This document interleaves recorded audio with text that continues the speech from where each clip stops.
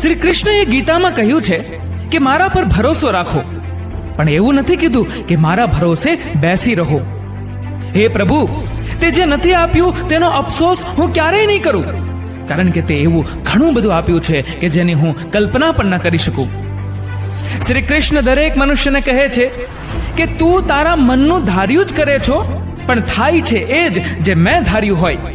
એક વાર તું એ કરી જો જે હું ધારું છું, અને પછી જો થાશે એ જ જે તે ધાર્યું હોય. સુખ હોય ત્યારે તો બધા જ મળે છે, પણ દુઃખ હોય ત્યારે તો ફક્ત ભગવાન જ મળે છે. જીવનની સુંદરતા એ વાત પર આધાર નથી રાખતી કે તમે કેટલા ખુશ છો, પણ એ વાત પર આધાર રાખે છે કે તમારા લીધે કેટલા લોકો ખુશ છે. કોઈની પણ વાતમાં પડતો નથી, એટલે હું કોઈને નડતો નથી. જે ઘડીએ જે મળ્યું એ મંજૂર છે, ભાગ્ય સાથે હું કદી લડતો નથી. કોને છલકાવ્યા નજરના જામને, આમ તો હું જામને અડતો નથી. હામ હૈયામાં છે મારા, એટલે ઠોકરો ખાઉં છું પણ પડતો નથી. પૈસા, કયા પૈસા ઉપર હું ઘમંડ કરું જે અંતિમ સમયમાં મારા પ્રાણ પણ નહીં બચાવી શકે? શરીર, કયા શરીર પર હું અહંકાર કરું જે અંતિમ સમયમાં મારા આત્માનો બોજ પણ ના ઉપાડી શકે? કયા શ્વાસ પર વિશ્વાસ કરું જે અંતિમ શ્વાસમાં મારો સાથ સૌથી પહેલા છોડી દેશે? અને કયા સંબંધો ઉપર હું આજે વિશ્વાસ કરું જે અંતિમ સમયમાં સ્મશાન પાસે પહોંચીને તૂટી જવાના છે? હા, જો યાદ આવ્યું, એક કામ કરું, સારા કર્મોની પોટલી બાંધવા માંડું, જે અહીંયા પણ કામ આવશે અને બીજે પણ. ખૂબ સાદગી જોઈએ સંબંધોને નિભાવવા માટે. છળ કપટથી તો માત્ર મહાભારત રચી શકાય છે. શ્રી કૃષ્ણ કહે છે કે શબ્દોથી માફ કરતા જાજો સમય નથી લાગતો, પણ દિલથી માફ કરતા પૂરી જિંદગી નીકળી જાય છે. જિંદગીના આ કુરુક્ષેત્રમાં પોતે જ કૃષ્ણ અને પોતે જ અર્જુન બનવું પડે છે. રોજ પોતાના જ સારથી બનીને જીવનની આ મહાભારત લડવી પડે છે. જીવનમાં અડધા દુઃખો એટલે આવે છે કે આપણે એવા લોકો પર આશા રાખીને બેઠા છીએ જેના પર નહોતી રાખવી જોઈતી, અને અડધા દુઃખો એટલે આવે છે કે આપણે એવા લોકો પર શંકા કરી રહ્યા છીએ જેના પર નહોતી કરવી જોઈતી. ભગવાનની ન્યાયની ઘંટી થોડીક ધીમી ચાલે છે, પણ યાદ રાખજો, એ દળે બહુ સારું એવો વિશ્વાસ રાખજો.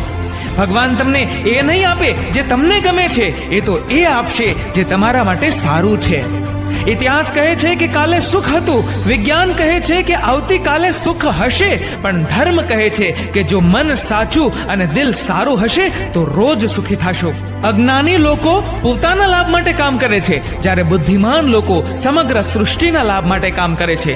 પ્રભુ, સુખ પણ વાલું છે મને અને દુઃખ પણ વાલું છે. સુખ અને દુઃખ બંને તારા જ છે.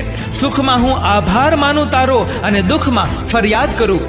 ગમે તે પરિસ્થિતિમાં રાખે તું મને, બંનેમાં તને હું યાદ કરું.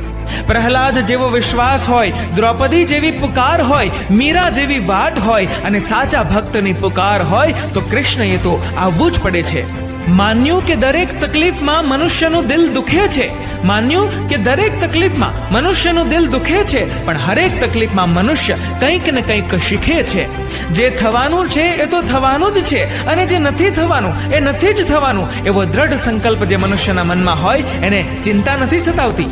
અને સંપૂર્ણ ગીતાના સાર રૂપે શ્રી કૃષ્ણએ કહ્યું છે કે હે અર્જુન, માણસ જે ચાહે તે બની શકે છે જો તે સંપૂર્ણ વિશ્વાસ સાથે ઈચ્છિત વસ્તુ ઉપર ચિંતન કરે.